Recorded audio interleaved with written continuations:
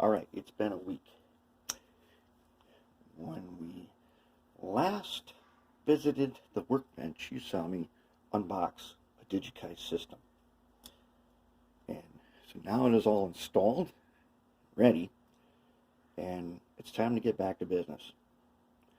What we need to do is we need to put a decoder into this F45 that we did to see how it's going to react with a 280 motor before we do any of the others with these big 280s. So the decoder I have right here is the most basic decoder you can get, I think. It is a Digitrax DH126D, and it's very easy. So let's go ahead and open that up.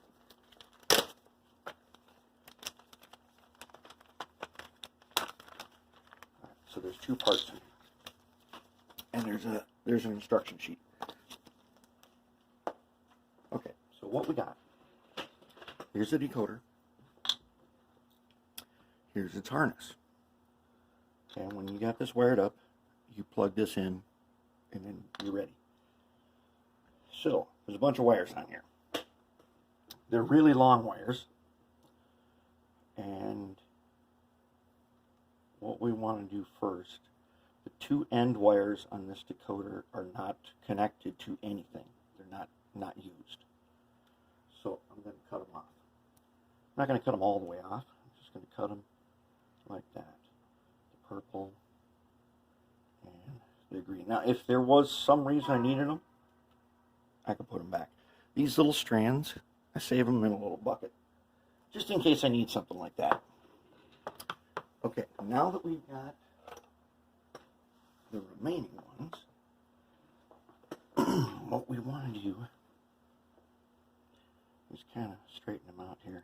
Okay, so we're going to be using red and orange, which are outside, and we're going to be using black and gray, which are also outside. Now, this thing doesn't have lights at the moment, so I'm not going to be using these guys, but I'm not going to cut them off because I want to keep them. And where's my scissors? I want to keep them for later. Because this thing is not, obviously it's not getting headlights. But I am intending, so that I know the difference between which ones I've done and which ones I haven't. I'm probably going to put a beacon up here. Probably make some kind of a cool effect with a beacon. And maybe some other neat effects. There's not... Right now, there's not a night operations plan yet. There's gonna be, but there isn't. But I still want to have lights available for when I do some stuff. Okay, so these three are the lights. There's three of them, because one of them is common. I'm gonna go ahead and I'm gonna tape them in a loop, just to keep them out of the way for now. And I'm just going to use electrical tape so it's easy to take off again. Okay, now they're out of my way. Okay, so for the last few years we have been making locomotives DCC ready.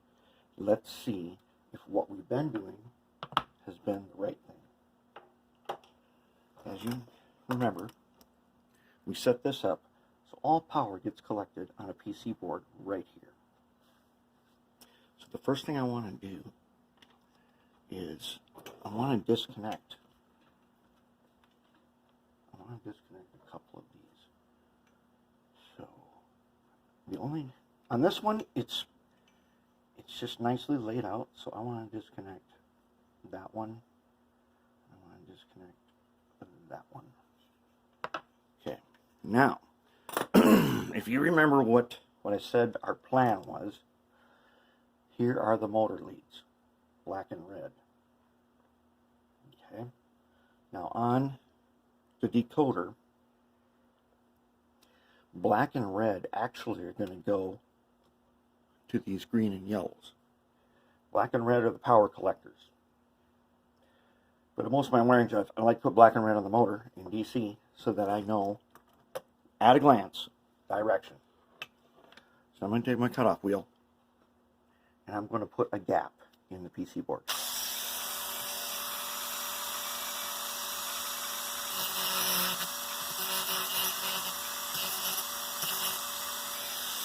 There we go. Now the motor is completely isolated from the power. So what we're going to do next, let's put a little more stuff on there. And actually, we're going to put this guy on first. We'll put them guys on a little bit. Okay. Now, let's figure out where we want to put this thing. Could put it here. Oh, I kind of want it out of the way. So let me think here. Is that a good spot? Ah, it's good enough. Front over here, as denoted by the old headlight bracket and the fact that the red wire's on this side. How long do we need to be to make it to here? Well, maybe about that long. Okay. Now, I know a lot of people, they don't trim these wires. But since, if I was ever to change my mind or something, I don't have any problem putting wires back together. So what I'm going to do is I'm going to trim them. I want enough.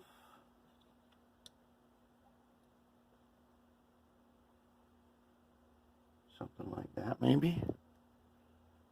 Oops, no, more like this. I want to trim them about right there. And I'm saving the ends. So I think this is 36 gauge. And let's trim the red one about the same.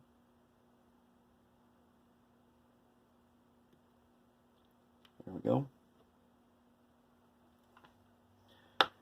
Okay. Now let's put those on, and then we will do the other two. Okay, so what we got to do then is we need to tin the ends of these wires. But later.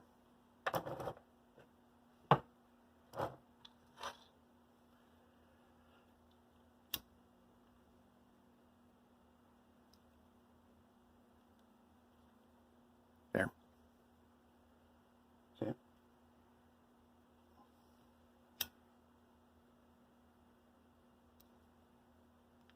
Yeah. Perfect. Find our. Okay, I'm going to tin it. We're first going to have to tin the soldering pencil. Clean them. Take my little tip tin here. Tip tin, I love this stuff. Got it on Amazon. Tins the tip of your soldering iron. Very nicely. Okay. Let's get some paste on our screwdriver.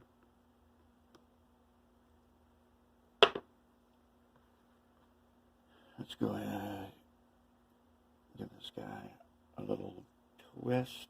Yep. Let's give this guy a little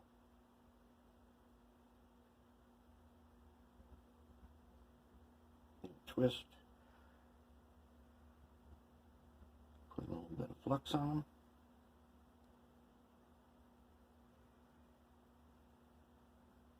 Okay. And let's get a little bit of solder. I know how to do it. Let's give them a tinning. Okay. Let's give them a tinning. See, here's the thing, when you heat this up, the insulation melts back. That's why some people say, "Oh, you don't need to strip them." I like to strip them so I can twist them and tin them. Now, let's get them connected on to the power collector.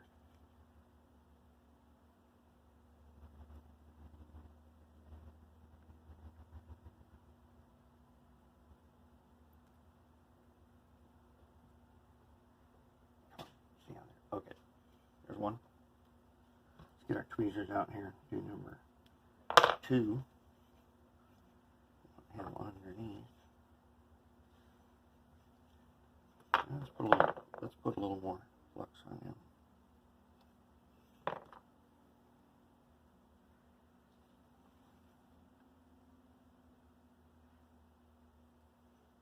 Sweet.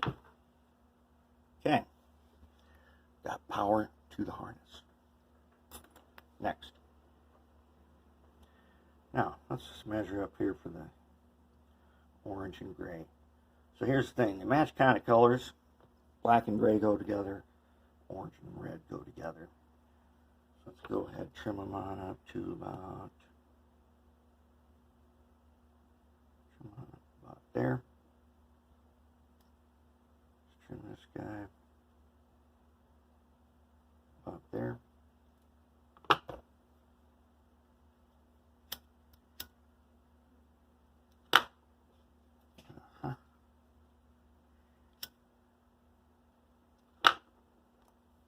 Okay, let's give him a little twist.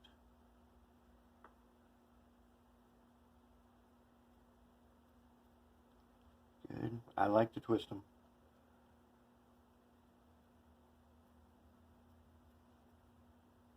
Okay.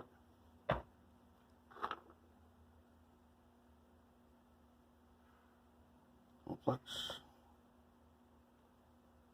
Little flux. Little solder. Yep. And yep. Okay. Orange and gray go to the motor and send the power down to the motor. There. Nice. And we'll put you down. You go on here nice, or we're going to have to get all the tweezers.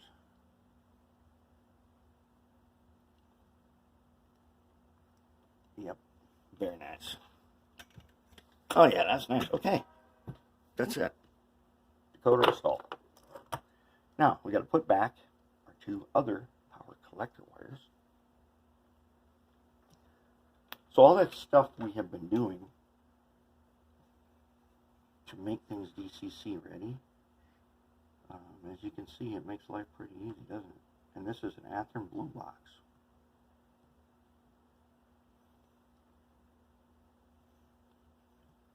All right, now let's get you.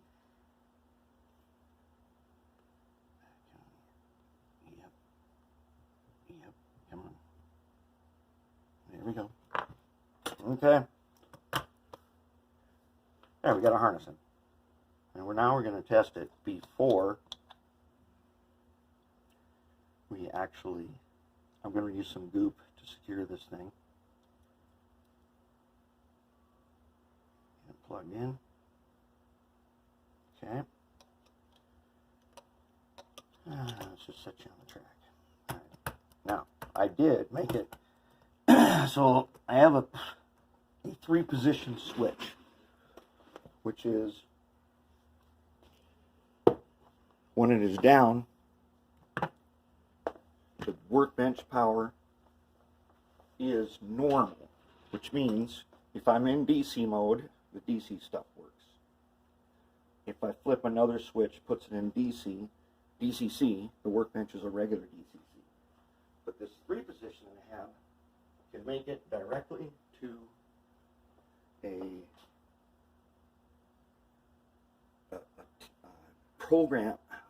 programming track. Not program on main, but real programming track. Okay, now to do this, I got to enter it. I'm going to use Decoder Pro and enter it into JMRI. Alright, here we are. I've opened JMRI's Decoder Pro. Now, later on I'll get more into how I set up my DCC system using the Digitrax, but it's super easy. Basically, the Digitrax computer brain plugs in to my local network with an Ethernet cable. Then a single setting in the main control panel for the what's called the Digitrax DR5000, you turn on the local area network connection for LocoNet TCP. you don't need to worry about that stuff right now. But basically, it gives it an IP address, and then I'm at a whole different computer, other side of the room,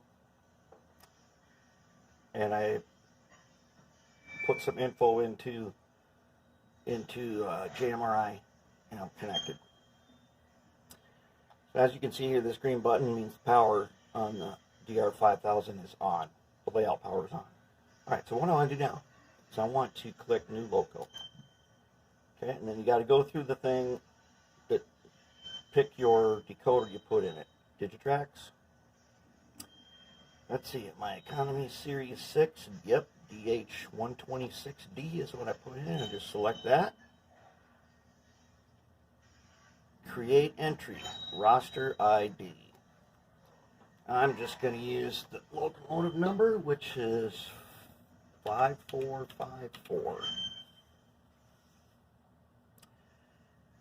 I'm going to do, yeah, let's just save it like that right now, and then we'll edit it.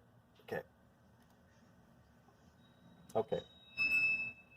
There we go. Just created a line. Now I'm going to go up here and I'm going to select that line, right click, program. Brings me a programming window. Alright, road name. Let's see, how am I doing road names? Am I capitalizing them or not? Yes, I am. Put that right there so you can see it. So road name will be Midway. Road number 5454. Manufacturer Athearn. Athearn. Owner Elite 194. Model F45. Comment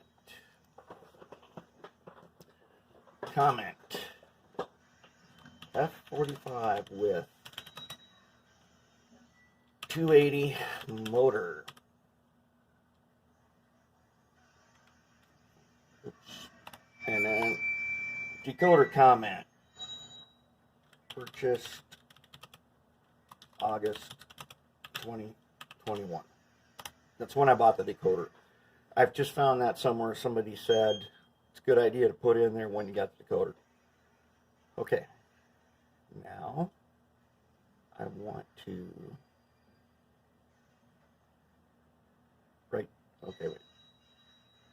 right change. Anyways, doesn't matter yet. Saved roster. Now we're going to go over here to the next tab over is basic. Here's where you set the address. Let us read changes on sheet.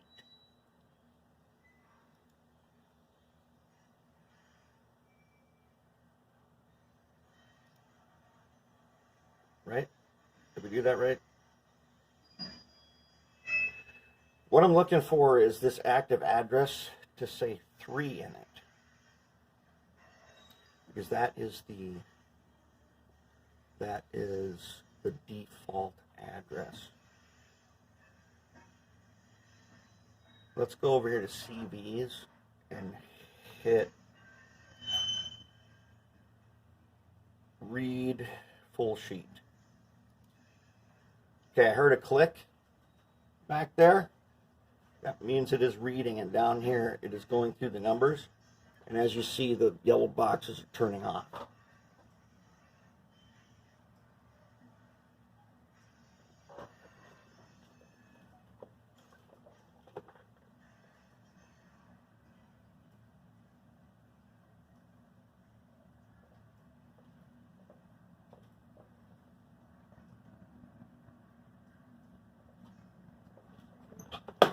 The locomotive on the track right now is actually moving basically one pole at a time. I don't know what that's about. We're going to find out though.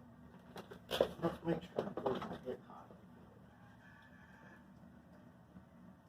Oh, doing good.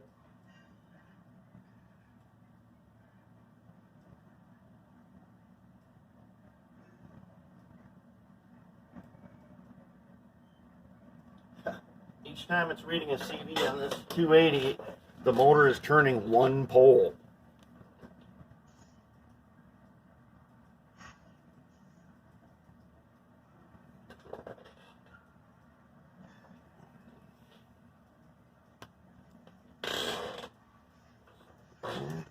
getting close.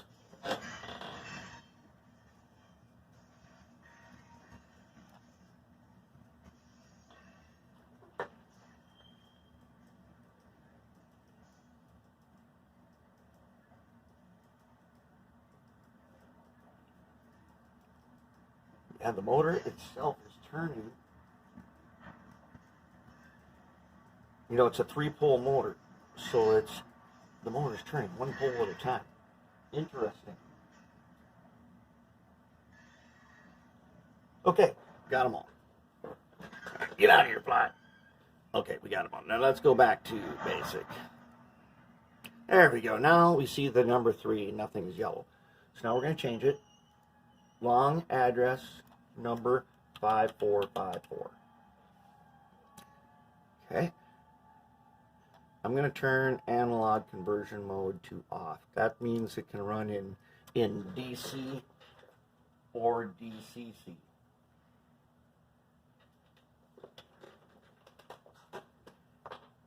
Okay. Now, see how they're yellow? Now we're going to write changes on sheet. I heard the click. Okay, we got it. So now I'm going to close this. Whoops. Save and close. Okay, so now it is in the list up here on the bottom one. Oops, that's not what I want. That's not what I wanted. That's not what I wanted either. Stop doing that. Anyways, let's go down here to the corner and hit down. Okay, we don't need this window so big. Let's make this window a little smaller. Actually, we can. The reason is this is a spreadsheet and it's an XML file, which means you should be able to edit it in Excel and import it. Let's hit throttle. Okay. Brings me up a throttle way over there. Let's move this throttle over here so you can see it. There's a throttle. I want to go in reverse because I'm kind of at the end of the track. And then I'm going to move this slider up just a little bit. Oh yeah, she's running all right. Woo! Sweet. Okay. Now we're going to do the next cool thing, which is we're going to use Engine Driver on our phone.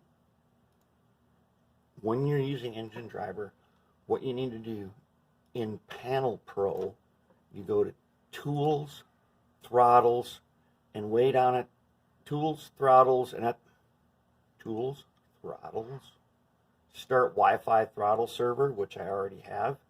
That's how your phone, if it's connected to Wi-Fi in your house, this program is listening for a phone connection, and you don't need to connect directly to the DR5000. You actually connect on your own home network. All right, let's do the Engine Driver. Okay, here it is. I got some tape here just for now. One of the things I don't like to do is one electrical tape circuit boards, and I don't want to tape to this metal on this particular motor is meant to dissipate heat. Tape is like putting a blanket on it. We don't want to do that. So we're going to use goop to do that instead. But there it is. This is what a blank Engine Driver screen looks like. I'm already connected to my network. It's easy. It remembers it. All I had to do is hit connect. Now I'm going to select. I'm going to type in the number 5454 and acquire. Okay. Evidently, it's right there. I got it. I left it in reverse, and it remembered that it's in reverse because the light bracket's over here. All right. So let's see here. If I move the slider, if I can move the slider. Oh, yes, I can. Okay. Okay, if I can move the slider. Oh, holy. Do you see the number right there? 5? Wow. Holy. Now that is way better than I expected. Let's bring it back.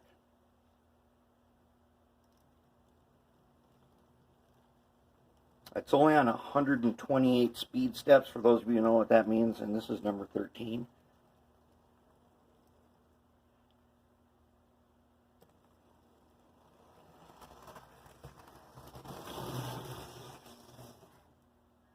Let's bring it back.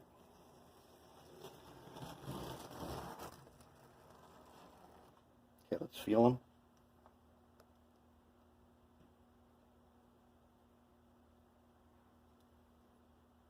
Feels good. It doesn't feel warm. That's pretty good. All right, so our basic installation is complete. What am I going to do now? So I'm going to mount this. I think I'm going to put something on the back of this that soaks up heat, at least a little bit. And I might do probably one of these lead weights right here. Something like that. I'm going to probably goop it to that. Then I just cover this pad with a little piece of styrene, and then I will goop this to that, and so on. And same thing up here. I'll do a little something so I can use the goop. I want maximum heat dissipation. And then we can look at it later. But that's it. That's all it took. It was that easy. And to do the Digikai system, it wasn't a big hassle. Mainly, I'd spent a long time preparing, knowing I wanted this system. It's totally universal. Any decoder, any controller, but the engine driver phone app, the more I use it, the more I like it. The more I think it's better than throttles that I've used.